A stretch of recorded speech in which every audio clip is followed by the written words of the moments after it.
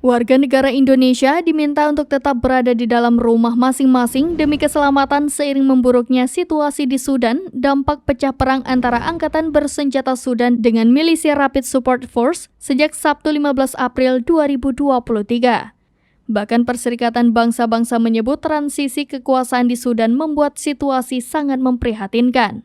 Direktur Perlindungan WNI Kementerian Luar Negeri, Judah Nugraha mengatakan KBRI Khartoum telah mengeluarkan himbauan bagi WNI agar untuk sementara tidak keluar rumah dan menunggu waktu yang tepat untuk bisa dievakuasi ke safe house gedung KBRI. Mempertimbangkan situasi peperangan yang masih berlangsung di beberapa titik di Khartoum, para WNI yang belum dapat menjangkau safe house KBRI dihimbau untuk tetap berada di dalam rumah masing-masing dan tidak melakukan kegiatan di luar rumah. WNI juga dihimbau agar tetap tenang dan meningkatkan kewaspadaan serta menjauhi jendela. Judah mengatakan di tengah situasi konflik dan pertempuran yang terjadi di Sudan pada 18 April 2023, perwakilan Republik Indonesia telah mengevakuasi 15 WNI ke safe house di kantor KBRI Khartoum.